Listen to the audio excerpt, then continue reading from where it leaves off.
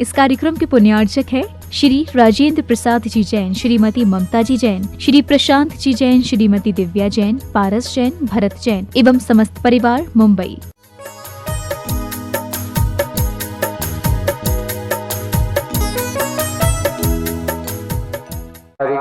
सुपरमति विभावना पटुमतेभ्य सुचरित तपोनिधिभ्यो नमो गुरुभ्यो गुणगुणभ्यः।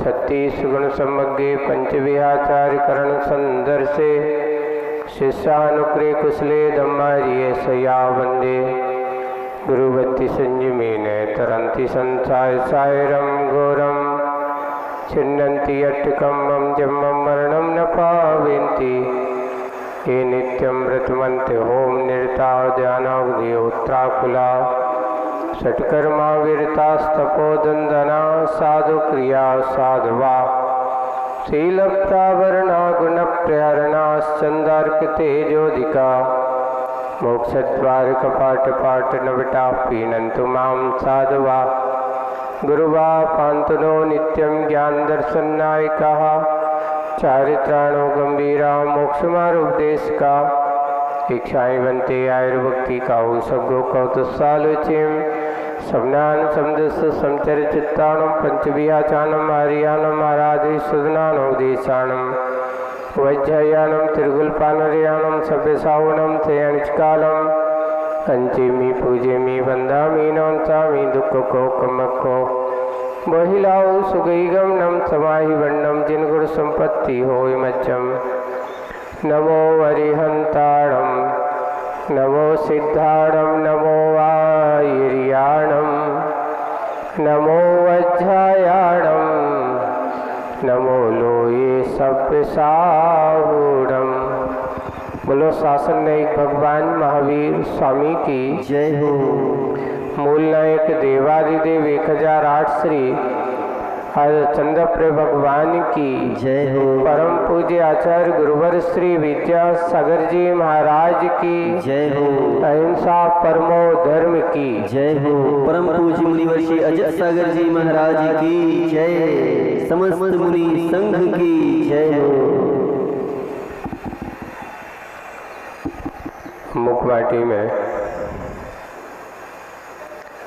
वर्तमान में बहुत अच्छा प्रसंग चल रहा है। घड़ा बनकर के तैयार हुआ और बनने के बाद उस पर कुछ अंकों को लिखा गया, कुछ चित्रण भी किया गया श्वान का और सिंह का, कछुआ और खरगोश का। अब उसके बाद फिर बाद में बात आई, कुछ शब्दों को लिखा गया। शब्दों में लिखा, एक ही शब्द लिखा और फिर भी शब्द लिखा। ही शब्द के माध्यम से ये कहा गया था कि देखते ही हीनता की दृष्टि से परको, भी देखता है समीचीनता की दृष्टि से सबको। यानी एक हीन में हीनता है और भी में समीचीनता है। भी शब्द एक समीचीनता का प्रतीक है, यानी सबको लेकर के चलने वाला है। ही शब्द मात्र अपने बारे में कहने वाला है, एकता का ना करते अकेले का होने का। ही वस्तु की शकल को नहीं पकड़ता, भी वस्तु के भीतरी भाग को छूता है।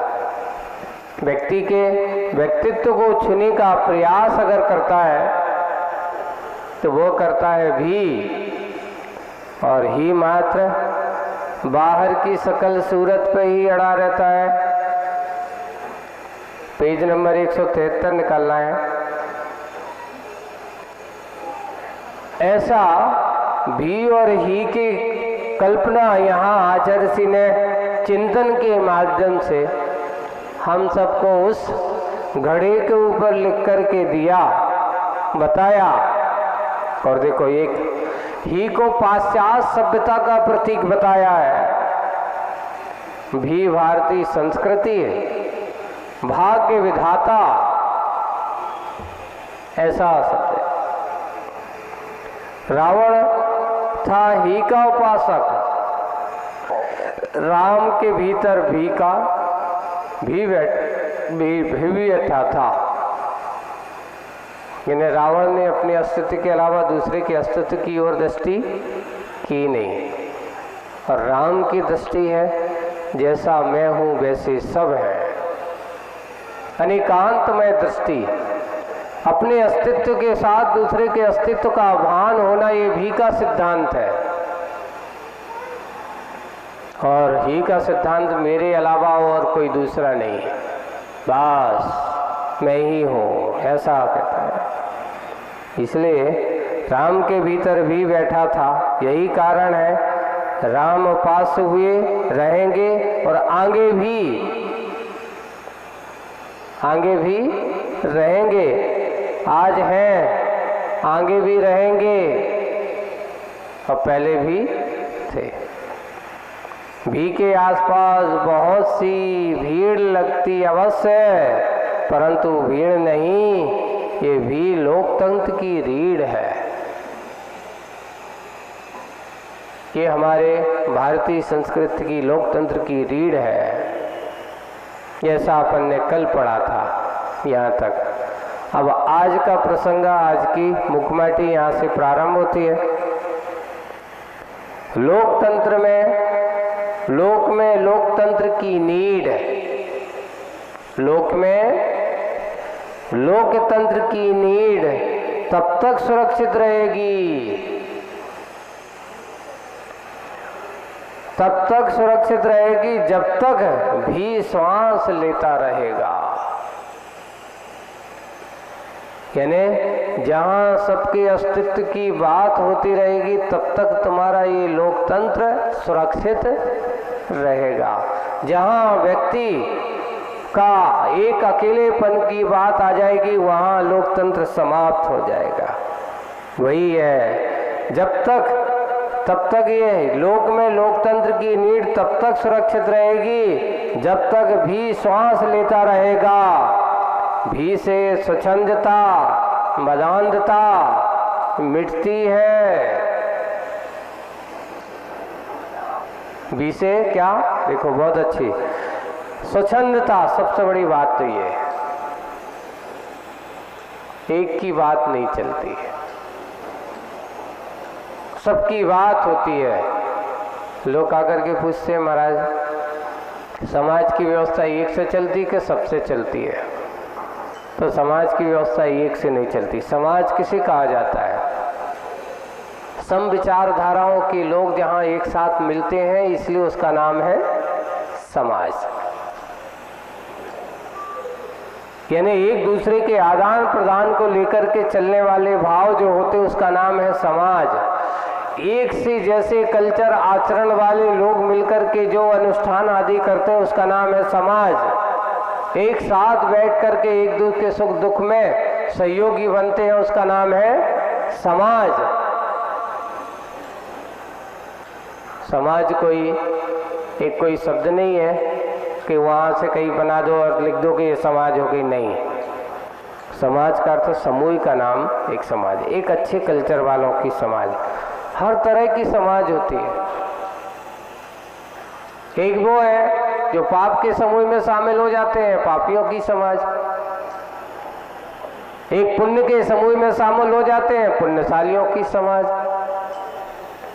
एक संत रूप आचरण करने वाले हैं, साधु संतों का समूह है,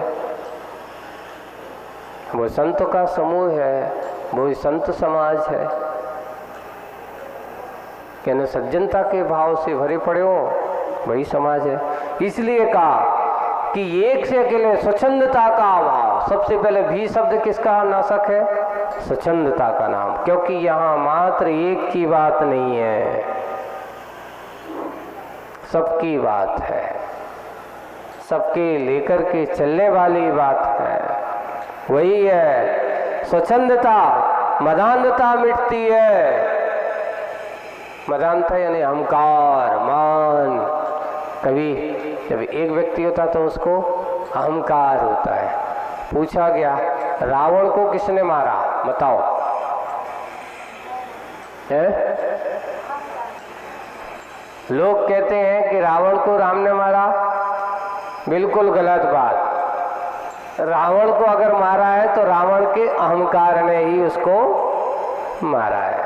मदान्धता, अगर जब व्यक्ति की मदान्धता बढ़ती है, मदान्धता चरम सीमा पर पहुंचती है, सिर चढ़कर के बोलती है, वह सिर चढ़कर के बोलने वाली मदान्धता उसके लिए मरण का कारण बन जाती है, पतन का कारण बन जाती है। पूछा है कि यो अरे देखो, रावण इतना बड़ा विद्वान था, विद्या वाला था, विद्याओं का अधिपति था, विद्याओं को धारण करने वाला था, बहु रूपणी जैसी विद्या भी उसके पास थी, अस्त्र शस्त्रों से भरपूर था और किसी प्रकार का धन वैभव की कोई कमी नहीं थी। अब वो नरक को जाने का कारण क्या बना, क्यों गया वो नरक? बस ये शब्द जो आपको बता रहा है, मदान्धता ही उसके लिए नरक का कारण बनती है। मद में अंधा हो जाने का नाम मदान्ध है। कैसा मद? बहुत सारे, अपने 8 प्रकार के मद का वर्णन किया है। ज्ञाना पूजा कुलम जातिम बल विद्युम तपोवपो अष्टावासितमातीर्थम विस्मय माहुर गत स्मया, ऐसा लिखा है। ये 8 पर ज्ञान का मत, पूजा का मत, कुल का मत, जाति का मत, रिद्धि का मत, आदि आदि ऐसी 8 प्रकार के मद हैं। और इन 8 प्रकार के मदों में यह मदान्ध हो जाता है, मैं ही बड़ा हूँ, वो नहीं है। कुल का मद, मेरा कुल बहुत बड़ा है, मेरी जाति बहुत बड़ी है। अरे ये सबसे बड़ी विसंगति यही है कि इन मदों में जब आदमी मदान्ध हो जाता है तो पतन का रास्ता खुल जाता है। वही है, भी से स्वच्छंदता, मदान्धता मिटती है। क्योंकि यहाँ पर विनम्रता के भाव, भैया ऐसा नहीं, आप भी हो, हम भी हैं, आप साथ, हम भी साथ, दोनों मिलकर के हम क्या करेंगे, हम सब मिलकर के क्या करेंगे? कोई भी कार्य करते हैं तो ही से नहीं, भी से। इसलिए अकेलापन इसमें नहीं होता, भी में। ही में अकेलापन होता है, लेकिन भी में अकेलापन हम सबका अस्तित्व समाहित होता है। एक और एक बहुत अच्छा है, एक बार उदाहरण दिया था गुरुजी ने, जैसे अंगुली की है ना, ये 5, एक अंगुली दिखाते ही का प्रतीक हो जाता है, तू ऐसा करता है, ऐसा है ना। लेकिन जब ये उंगलियां हैं अकेली है तो कोई भी पकड़ करके क्या कर सकता है, उसको तोड़ सकता है। जब यही उंगलियां, 5 उंगलियां क्या हो जाती हैं, मुट्ठी बन जाती हैं, हम देख लेंगे, मुट्ठी बन करके। जब मुट्ठी बन जाती तो कोई उसकी उंगलियां तोड़ नहीं सकता। क्यों? क्योंकि समष्टि मुट्ठी बन गई, 5 एक हो जाती हैं, एक समष्टि का प्रतीक हो जाता है, संगठन का प्रतीक हो जाता है। यानी भी में संगठन होता है, ही में संगठन नहीं होता है। इसलिए जब भी कोई भी अपने समाज के कार्य अपन करते हैं, सामाजिक कार्यों में हम लगते हैं, तो भी की विचारधाराओं से ही समाज का कार्य होता है। सब मिलकर के कार्य करते हैं, तभी वह कार्य देखा जाता है। इसलिए भी से स्वच्छंदता और मदान्धता मिटती है। स्वतंत्रता के स्वप्न साकार होते हैं, उनसे ही स्वतंत्रता के शब्द जो हैं, स्वप्न जो देखे हैं वह साकार होते हैं। सद्विचार सदाचार के बीज भी वे ही हैं, ही में नहीं। सद्विचार अच्छे विचार, यानी सबके हित की बात जिसमें हो उसका नाम सद्विचार है। सदाचार अच्छा आचार ही सदाचार है। क्यों? इसलिए जहाँ सबके हित की बात जिसके हृदय में हो, जिसके हित में समाई हो, हृदय में समाई हो, उसी का नाम तो सदाचार है। ऐसे सदाचार और सद्विचार के बीज भी में है, ही में नहीं। प्रभु से प्रार्थना है कि ही से हीन हो जगत यह, ही से हीन हो जगत यह, अभी हो या कभी भी हो, चाहे आज हो चाहे कभी भी हो, भी से भेंट सभी की हो। किससे हो? भी से भेंट सभी की हो। इस प्रकार ये ही शब्द और भी शब्द का सार किस पे लिखा गया? उस घड़े पर लिखा गया। अब अगली कविता और लिखी जा रही है। बहुत विचारणीय शब्द, बहुत अच्छे हैं। ये भी से भेंट हो, ये हुआ। अब अगले कुछ लिखा, एक पंक्ति लिखी गई, कर पर कर दो। एक ये शब्द समझना बहुत अच्छा, कर पर कर दो। कुंभ पर लिखित पंक्ति से ज्ञात होता है कि क्या लिख दिया? कर, कर यानी हाथ, पर उसके ऊपर, कर हाथ पर हाथ क्या कर दो? दो रख दो, है ना?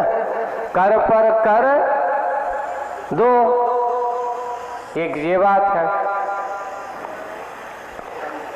कुंभ पर लिखित पंक्ति से ज्ञात होता है, यानी ये लिखा क्या होता है? सुने, हमारे धवलिम भविष्य हेतु प्रभु की यह आज्ञा है कि, क्या आज्ञा है?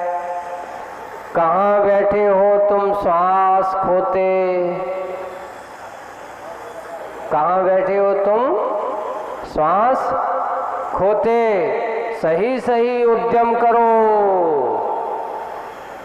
पुरुषार्थ कर पर कर दो, बैठे बैठे नहीं। पाप पाखंड से परे हो, कर पर कर दो, बच जाओगे। यानी सही सही उद्यम करो, पाप पाखंड से परे हो, और क्या करो? कर पर कर दो। अगर आप पाप खंड से बचना चाहते हो तो क्या होगा? भगवान तुम्हारे कैसे बैठे हैं? हाथ पे हाथ रख करके बैठ जाओ, बस यही तुम्हारे पाप खंड से बचाने वाला है, उससे तुम बच जाओगे। अन्यथा मेल में अंधे हो, जेल में बंद हो, पच पाओगे, या पच पाओगे, ऐसा है। वहां जाकर के पछते रहोगे या पछताओगे। संसार की जेल एक बहुत बड़ी जेल होती है। आप लोग सोचते कि जेल कौन सी है? तो वो जेल है जिसमें आदमी को कुछ दिन के लिए बंद करके से रिहाई हो जाती है। कि सही जेल है कि अनादिकाल से अपन बैराग भावना पढ़ते तो उसमें लिखा, तनका राग्रह बनता बेड़ी परिजन है रखवाले,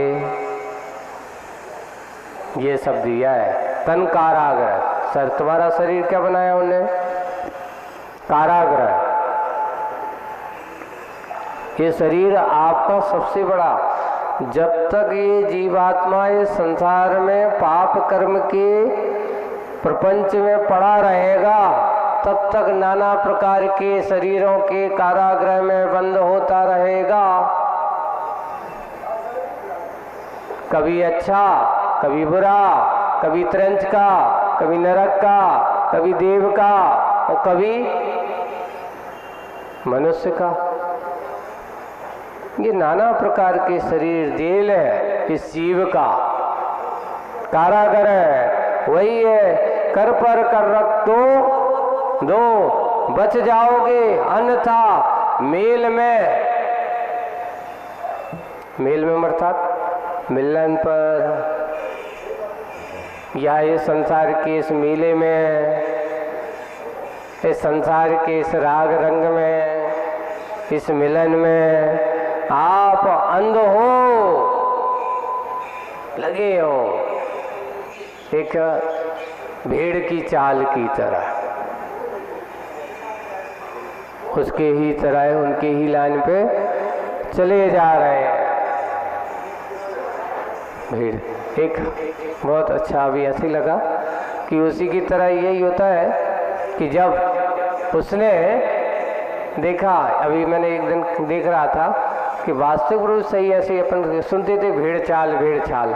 अब उसको क्या करना था, अभी 2-3-4 दिन पहले की बात है कि उसने कहा कि सही भेड़ चाल क्या है देखो दिखाते हैं। वो आया तो बहुत सारी भीड़ ला रहा है। अब उसको एक नदी पार करानी थी तो उसने एक भेड़ को पकड़ा और एक भेड़ को उसको पानी में कूदा दिया। तो उसके बाद पीछे जितनी भीड़ आ रही सारी की सारी पानी में कूदती जा रही है। तो इसको बोले कि क्या समझते, आज तक तुमने सुना था कि भीड़ चाल ये है। बोले कि आज देखो सही भीड़ चाल ये, सारी की सारी जितनी थी सारी की सारी कूद गई। यानी देखो समूह में एक ने ऐसा किया तो सब उसकी चाल पर कूदती जा रहे हैं। कहने की जरूरत नहीं है। वैसे ही पाप खंड से बचना हो, पाप के जाल से बचना हो, पाप पाखंड से बचना हो तो कर पर कर दो। क्या कर दो? कर पर कर दो। इसके कई अर्थ निकलते हैं इस शब्द का। सबसे पहले सब कुछ छोड़ छाड़ करके अपने आप के हो जाओ, पहला शब्द है।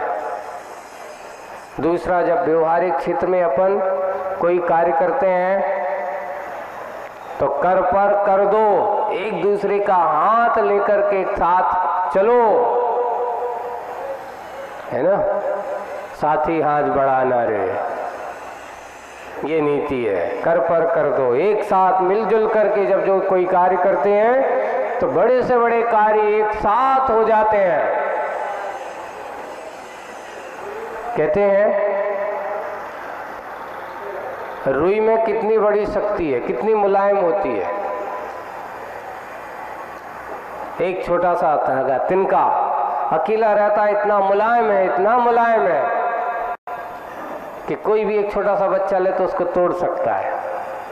लेकिन जब वे रुई के छोटे छोटे से धागे या उसके रुई के जो कहना चाहिए वो मिल कर के और धीरे धीरे बनते बनते एक एक छोटी छोटा धागा बनता है। वो धागा बन करके एक अनेक धागों को इकट्ठा करता चला जाता है और इकट्ठा करते करते एक बहुत बड़ी रस्सी बन जाती है। और जब बहुत बड़ी रस्सी बन जाती तो बड़े बड़े पत्थरों को उठाने की क्षमता उन रुई के धागों में होती है। ये कहलाता है एक दूसरे की सहयोग कहो या कहो कि संगठन की शक्ति का प्रतीक है। तो यहीं पर कर दो एक कविता का सार घड़े पर लिखा है, कर पर कर दो। ये शब्द लिखा और ऐसा लिख करके इसका अगर नहीं है, अगर तुमने इसको नहीं समझा, ऐसा नहीं किया तो क्या हो जाएगा, मेल में अंधे हो। उसी प्रकार के उसमें अंधे होकर के लगे रहोगे, कहाँ पहुंच जाओगे, जेल में बंद हो पछताओगे या पच जाओगे, वहीं जाकर के पच जाओगे, पूरा जीवन उसी में समाप्त हो जाएगा, कुछ भी हाथ लगने वाला नहीं है। और इस प्रकार करता है। आगे की बात और आती है। ये तो हो गया, एक कविता लिखी गई और दूसरी कविता लिखी जा रही है। मरहम मरहम बने, ये आचार्य का एक प्रवचन भी है, इसके ऊपर पूरा अच्छा। मरहम क्या बने, मरहम बने, ये 4 शब्दों की कविता भी मिलती है यहीं कुंभ पर। उसके बाद दूसरे नंबर पे एक कविता लिखी गई, मरहम मरहम बने, कितने 4 शब्द हो गए, मरहम 2, मरहम बने, ये 4 शब्द हैं। 4 शब्दों की कविता मिलती है यही कुंभ पर। इसका आशय यह है, यही हो सकता है कि कितना कठिनतम पाषाण जीवन रहा हमारा। कैसा रहा हमारा जीवन, कठोर पाषाण के समान। कितना कठिनतम पाषाण जीवन रहा हमारा, कितने पथिक जन ठोकर खा गए इससे। रास्ते में जैसे पत्थर है ना, और जा करके पड़ा हुआ है, और पड़ा हुआ है तो कोई पथिक आया, उसके पैर में ठोकर लगी, लहूलुहान हो गया। ऐसे ही हमारे जीवन काल में हो सकता है, मेरे कारण से, किसी दूसरों के कारण से, कभी कभार ऐसी करकरता कठोरता के कारण से, किसी के शब्दों में, बोलने में, आचरण में ऐसा बोला और बोल करके कितने लोगों को घायल किया, कितने लोगों को लहूलुहान किया, मैंने कितने लोगों को आघात पहुंचाया है। आज उसके बारे में हम कहा, कितना कठोरतम पाषाण जीवन रहा हमारा, कितने पथिक जन ठोकर खा गए, इससे रुक गए, गिर गए, पथ छोड़कर फिर गए कितने। भैया यहाँ से मत जाओ, ये रास्ता बहुत खराब है, ये गली ये गांव से मत जाओ, यहाँ के लोग बहुत खराब हैं। ऐसा है। फिर कितने पथ छोड़कर कितने गए, फिर गए कितने, फिर कितने पद लहूलुहान हो गए, कितने गहरे घावदार बन गए वे, समुचित उपचार कहाँ हुआ उनका। जैसा उपचार होना चाहिए था वैसा उपचार कहाँ हुआ उनका, होता भी कैसे। पापी पाषाण से उपचार का विचार पर उभर इसमें आज उभरा, इसमें आज अर्थात तुम कहो कि उपचार, समुचित उपचार कहाँ हुआ उनका, होता भी कैसे, क्योंकि पापी पाषाण तो घायल करने वाला है, उपचार करने वाला नहीं है। लेकिन अगर वो पाषाण मुलायम हो जाए, पाषाण मुलायम हो जाए तो पाषाण से भी उपचार हो जाता है। लेकिन होना क्या चाहिए था, मरहम होना चाहिए। आपको एक बहुत अच्छा प्रसंग सुनाते हैं। ये बात होना चाहिए करीब करीब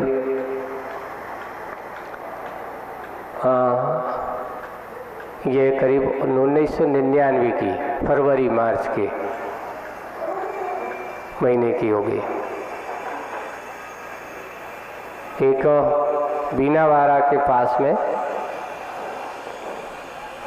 आचरसी तारादेई अभयारण्य सर्रा से विहार किया और रास्ते में एक वो आता है, बहुत बड़ा रेस्ट हाउस है, वहाँ रात में रुके। सुबह सुबह वहाँ से विहार किया, बीनावाड़ा प्रवेश कर रहे थे। अच्छी तेजी से जंगल का रास्ता, कच्चा रास्ता था। अब हुआ ये कि चलते चलते आचार्य के पैर में अचानक एक पत्थर आया, वहीं पर लगा हुआ था, उपटा लगा और अंगूठा का पूरी की पूरा आगे का हिस्सा घायल हो गया, यहाँ तक कि खून बहने लगा, चमड़ी निकल गई, वहाँ की खून की धार लग गई। अब सब हम लोग बैठे, क्या करें होते, कुछ समझ में, अब जंगल में तो कहाँ कुछ है, क्या करें, कैसे करें। वहीं एक बकरिया चरा रहा था एक व्यक्ति, देखिए आप, बकरिया सुबह सुबह लेके जा रहा था। वो आया कि क्या हो गया बाबा जी? बोले कि वो पट्टा, भैया वो पट्टा लग गया, खून हो गया, बहुत खून निकल रहा है। 2 मिनट रुको महाराज, अब भी बताते हैं, अब भाई आपका खून बंद हो जाएगा। उसने वहीं से जो पत्थर था, जो वहीं लगा था, और वहीं एक छोटा सा पत्थर उठाया, अच्छा जोर से पीसा, वही दूसरे पत्थर बिल्कुल बारीक महीन, बिल्कुल बारीक महीन पत्थर पीसा, और पीस करके जहां पर घाव हुआ था वहां पर उसने बारीक बारीक उसको डाल दिया, बिल्कुल सेट हो गया, खून बंद हो गया। अब आपको दवाई बताते, देखो ये कभी ऐसा हो जाए तो अपन क्या कर सकते हैं। वो पत्थर से ही घायल हुआ, पत्थर ही क्या बन गई। आचार्य से कहते क्या हो गया भैया, क्या कर रहे हो? बोले कि महाराज दवाई लगा रहे हैं, मलहम लगा रहे हैं। ये पत्थर आज यहाँ आपको लगा रहे हैं, जब निकलेगा जब पूरे अंदर से चमड़ी भर जाएगी, बस इतना ही एक काम करिए, उसको पानी ना लगे, पानी लगने से बचा के रखना, और पानी लगे ना, पके ना, बस ये आपका घाव देखते हैं 4-5 दिन तक बिल्कुल वो पत्थर पूरा अंगूठे में ऐसा सेट रहा, प्लास्टर जैसा हो गया पूरा उतना। और धीरे धीरे धीरे धीरे जब वो जैसा जैसा उसमें चमड़ी आने लगी, वो झरने लगा अपने आप। आचार्य जी कहते देखो, जिसने घायल किया उसी से दवा मिली। आज तक अपन सोचते थे, कभी सोचा अपन ने ऐसा? सोच करके रास्ते में पूरा रास्ता चल करके आए, आकर के यहाँ हुआ, बहुत सारे उपचार किया, बोलो कोई उपचार मत करो, देखते हैं, और 2-3 दिन के भीतर देखते हैं पूरा घाव भर करके। 2-3 दिन वहाँ रुके बीनावाड़ा में, और बीनावाड़ा में ही उसका घाव पूरा भर गया जड़ करके। आचार्य जी के देखो ये कहलाती है, अपन आज तक समझ नहीं पाए गाँव के लोगों की दवाई।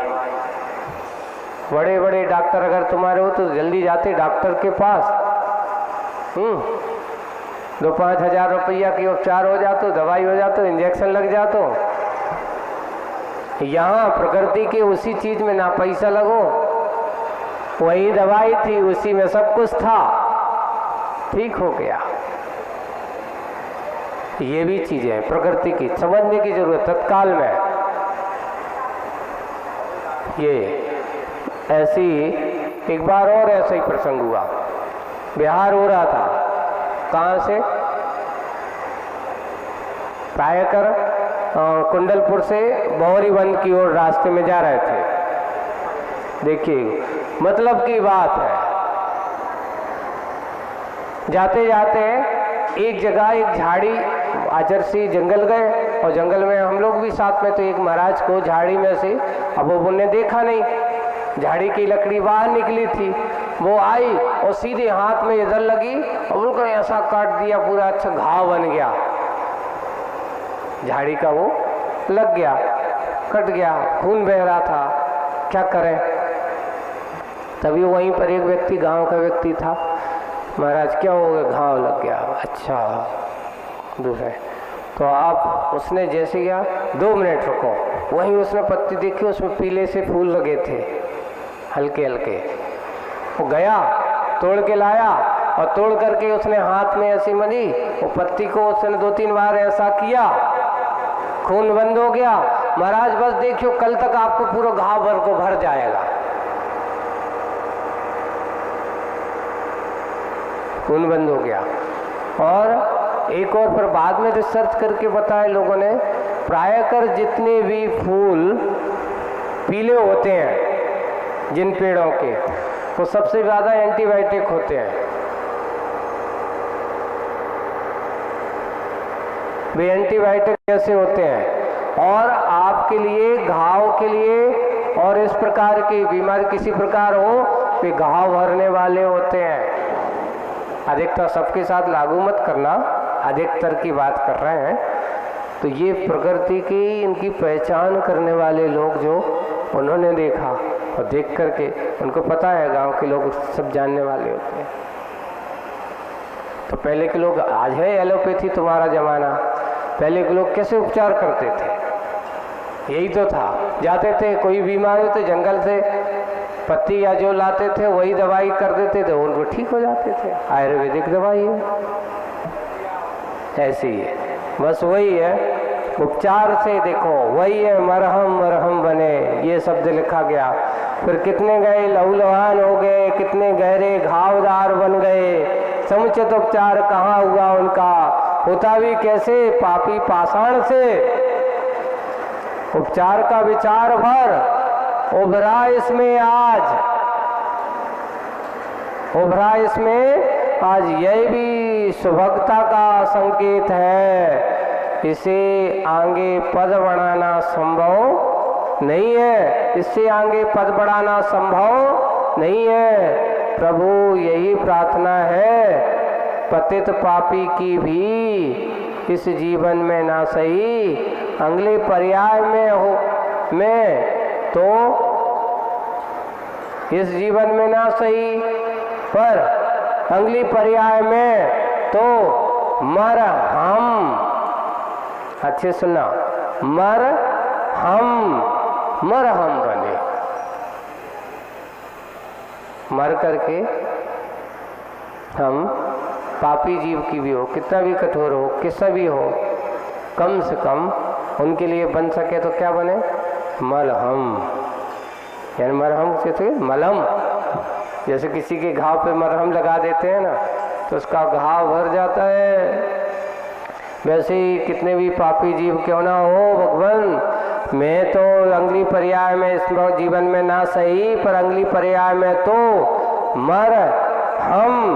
मरहम बने।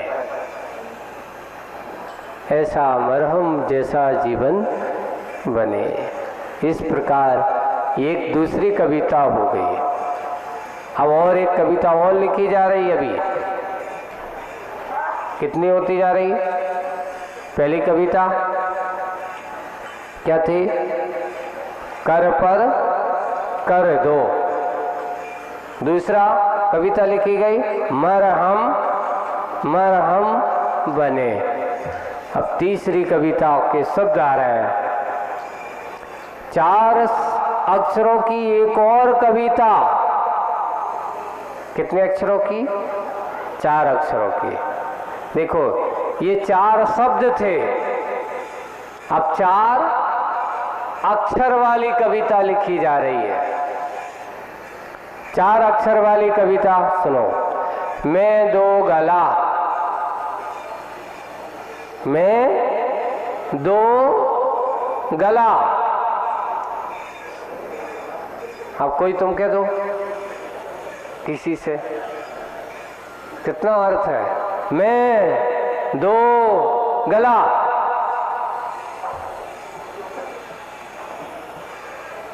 महाराज ये तो कविता अच्छी, वो कोई पढ़ेगा तो लोग हंसेंगे। अपने आप को कोई कहेगा मैं दो गला।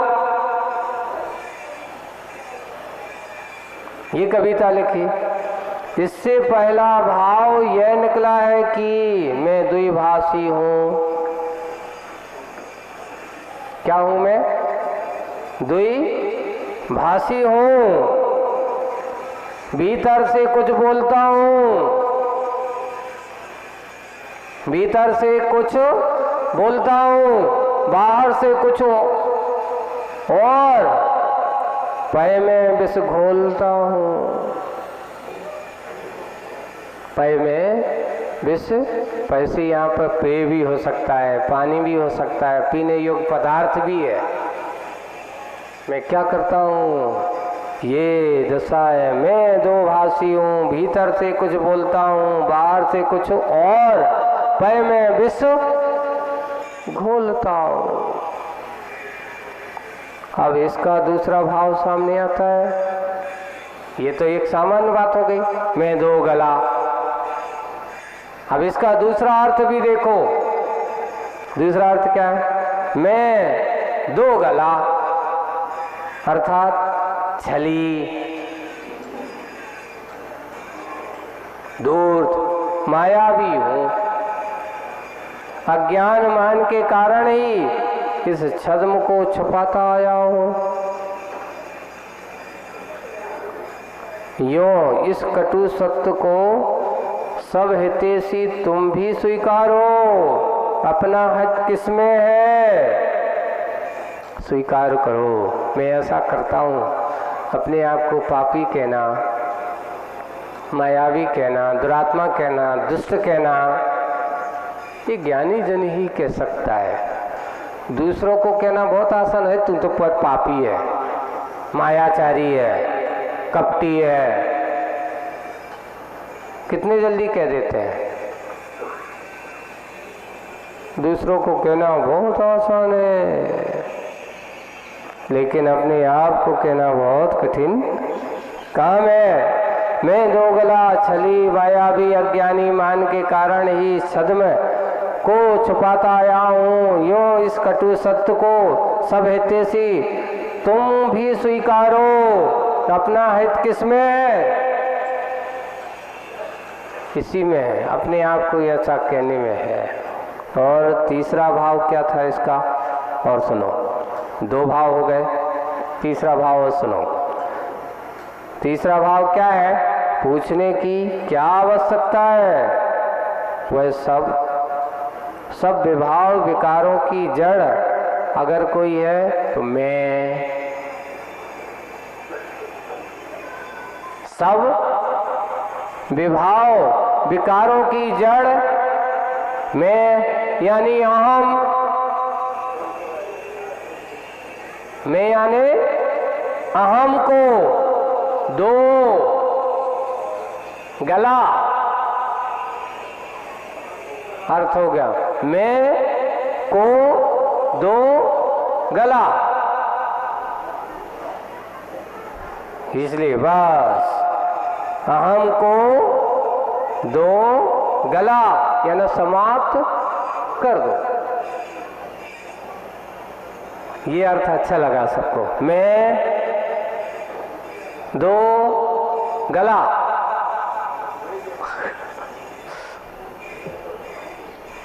है ना? मैं को शब्द और लगा लेना। अभी तो मैं दो और छोड़ करके फिर कह दो अपने मैं को दो गला। अगर तुमने गला दिया तो क्या हो गया बताओ? मैं को गलाने वाला बहुत बड़ा काम है। मैं दो गला, मैं दो गला। अब देख लिए, मैं दो गला, तीन अर्थ हो गए।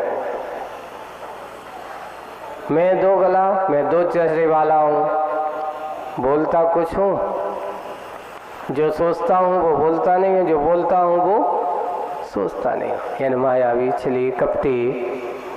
और दूसरा, मैं दो गला, जो बोलता हूँ वो सही नहीं है, जो बोलता हूँ ऐसा। इस प्रकार करते छद्म विष घोलता हूँ, बाहर कुछ भीतर कुछ। एक ये है मैं दो गला कर, और दो गला वाला छली, कपटी, धूर्त, ये दो गला है। और तीसरा अर्थ है मैं यानी अहम, दो। गला। अपने अहम को जल्दी जल्दी क्या कर दो, गला दो। कैसे गला दें महाराज? इसी के लिए तो सब कुछ है। संसार में अगर ये संसारी आदमी अगर इसको छोड़ दे तो समझ लेना सबसे बड़ी चीज उसको प्राप्त हो सकती है। मैं नहीं। एक बार का एक बहुत अच्छा प्रसंग है। शुरू में मैं संघ से निकला था, भोपाल में था, और उस समय एक बहुत अच्छा चिंतक और साहित्यकार थे। उन्होंने वो प्रवचन में बैठे, प्रवचन में बैठ करके उन्होंने सुना, महाराज आपकी शैली बहुत अच्छी है। बोले कि आप बहुत अच्छा बोलते हैं। पहले आप देखो कहने की तरीके, पहले उन्होंने क्या की, प्रशंसा। तो मैंने कहा आपने लगता है प्रशंसा कर रहा है, कुछ गड़बड़ है।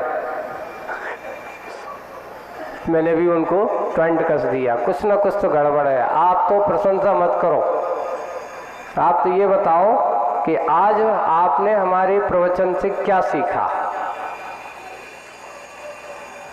आज आपको कुछ मिला?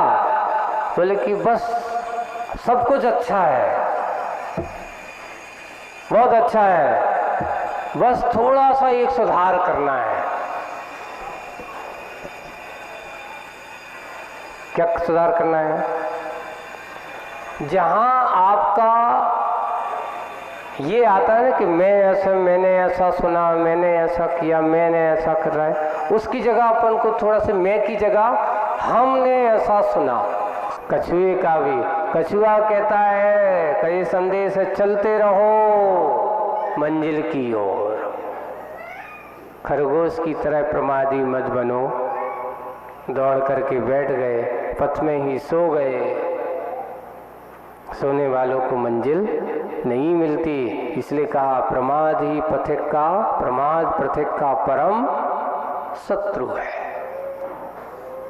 शत्रु से अपने साथ लेकर के ना चलो। आगे और भी अभी बात बताई जा रही है।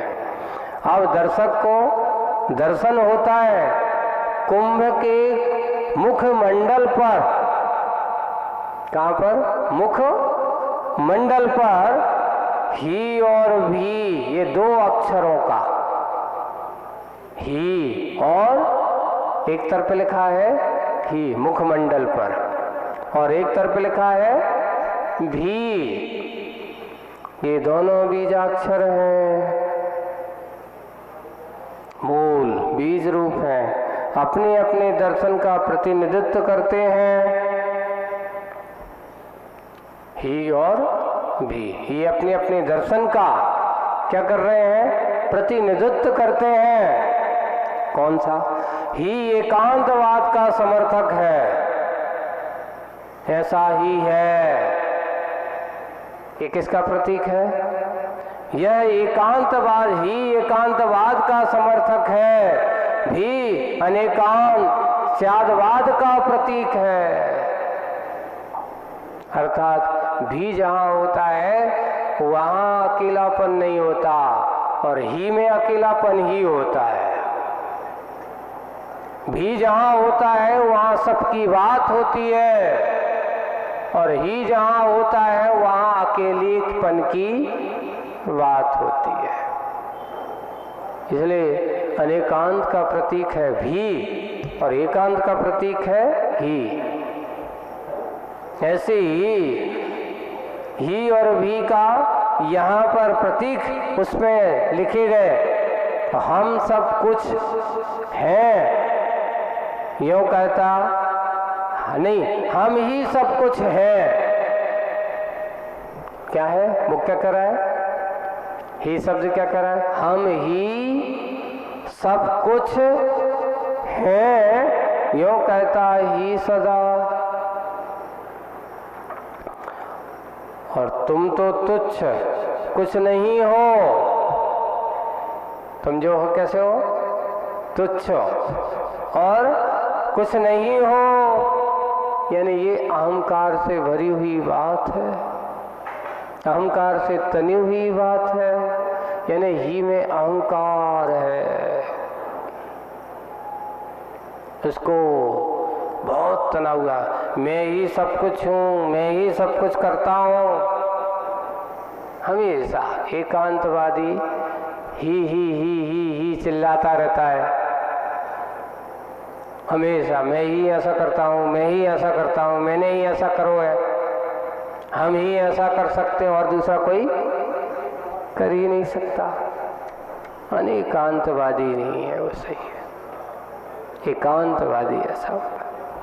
और जब यहाँ इस प्रकार की व्यक्ति है वो दूसरों को तुच्छ समझता है, अपने आप को सब कुछ बड़ा समझता है, कुछ नहीं हो तुम। और भी का कहना है कि भी जो है वो उसका क्या कहना है, भी का कहना है कि हम भी हैं, तुम भी हो और सब कुछ है। कितना अंतर हो गया, हम भी हैं, तुम भी हो और सब कुछ। ही देखता है हीन दृष्टि से पर को, भी देखता है समीचीन दृष्टि से पर सबको। ही वस्तु की सकल को ही पकड़ता है, बहुत अच्छा, ही वस्तु की सकल को ही पकड़ता है, भी वस्तु के भीतरी भाग को भी छूता है, यानी भीतरी भाग को भी छूता है, अर्थात व्यक्ति के विचारों को समझने की कोशिश, उसके अस्तित्व को समझने की कोशिश करता है। जैसे हम सब मिलते हैं, भैया हम सब मिलकर ऐसा करेंगे, हम सबको मिलकर के ये ऐसा करना है। जैसे कि अपन कोई भी आयोजन करते हैं, एक व्यक्ति करोड़पति अरबपति पैसे वाला हो, बहुत पैसे वाला हो, लेकिन जो काम समूह से हो सकता है वो अकेले से नहीं हो सकता। आप अकेले में जाकर के प्रॉपर्टी खरीद सकते हो, है ना, अकेले में जाकर करोड़ों का बिजनेस कर सकते हो, करोड़ों रुपया पैसा कमा सकते हो, सब कुछ कर सकते हो। लेकिन जब तुमसे कहें कि भैया एक काम करो, सिद्ध चक्र विधान आने वाला है अपना, कब से होने वाला है? 8 तारीख से, है ना, सिद्ध चक्र महामंडल विधान होना है। तो अब वो आपसे कहेगा भैया ये हमारा विधान नहीं है, हम सबका विधान है, हम सबको मिल करके करना है, हम सबको मिलजुल करके इस विधान में सिद्धों की आराधना करना है। अकेले में और सब मिलकर के करते हैं तो कहा जाता है जो सब मिलकर के समूह में बैठ कर के जो आराधना होती है वो आराधना का आनंद एक अलग होता है। क्यों? इसलिए होता है क्योंकि जब हम सब मिलकर के आराधना करते हैं एक सब लोगों की एक प्रसन्नता का वातावरण होता है, आपस में एक आनंद की एक अपूर्व अनुभूति होती है। और सन्मति को हम शब्दों में इसलिए कुछ काम ये करने के लिए समूह इसलिए कहा कि समूह के मिलकर के जब अपन काम करते हैं तो वो समूह उसके लिए कर्म निर्जरा का साधन तो बन ही जाता है, सबके लिए कर्म निर्जरा का साधन बन जाता है। वही यहाँ पर वस्तु जो है भी जो शब्द है सबको लेकर के चलने वाला है और ही अकेलेपन पर चलने वाला, एक ला चलो रे नीति को लेने वाला है। लेकिन ही की जरूरत जब होती है जब तुम अपने आप को सब कुछ छोड़ दो। ऐसा नहीं कि नहीं होता है मार्ग में, वहाँ पर मोक्ष मार्ग के लिए कहा कि अब तुम्हें कोई ज़रूरत नहीं है। किसकी ज़रूरत नहीं है? किसी की ज़रूरत, लेकिन शुरुआत जब चलता है तो सबको साथ लेकर के चलता है, सबके साथ चलता है। जब वह अपनी चरम सीमा पर पहुंचने का प्रयास करता है तो वहाँ कहता है मैं अकेला आया था, अकेला ही जाऊंगा। अब कोई पूछते महाराज ये तो बड़ा स्वार्थ हो जाएगा, गए तो साथ में थे, अब कहते अकेले आएंगे अकेले ही जाएंगे। बिल्कुल सही है, कोई स्वार्थ नहीं है। स्वार्थ उसे कहते हैं, अरे स्वार्थ तो सही वही है जो स्व की ओर ही देखे, उसका नाम स्वार्थ। जो पर को देखे तो वो तो परार्थ है।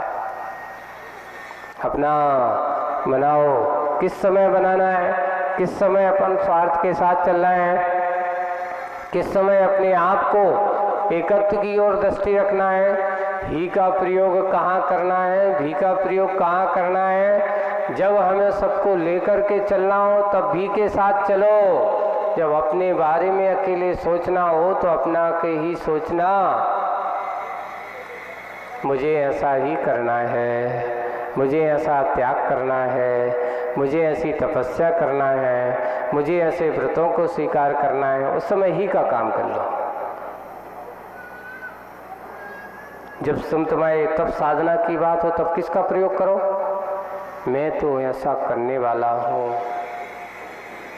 लेकिन जब समूह की बात हो रही है और समाज की बात हो रही है सबको ले, उस समय ही नहीं, उस समय क्या होना चाहिए, भी होना चाहिए। और ही और भी की जरूरत है यहाँ पर है, लेकिन दीनता नहीं, दीन दृष्टि होती है। दूसरों के साथ मिलकर के अगर ही के साथ चलता है तो उस समय दूसरों को वह बड़ा समझने की कोशिश नहीं करता, उसको अपनाने की कोशिश नहीं करता। इसलिए हम भी ऐसा करें, तुम ही ऐसा करोगे, ऐसा कोई जरूरत नहीं है। हम सब मिलकर के ऐसा करेंगे। आज आपको कुछ मिला बोले कि बस सब कुछ अच्छा है, बहुत अच्छा है, बस थोड़ा सा एक सुधार करना है। क्या सुधार करना है? जहां आपका ये आता है ना कि मैंने ऐसा सुना, मैंने ऐसा किया, मैंने ऐसा कर रहा है, उसकी जगह अपन को थोड़ा सा मैं की जगह हमने ऐसा सुना, हमें ऐसा सुनने में आया, हमने ऐसा विचार किया।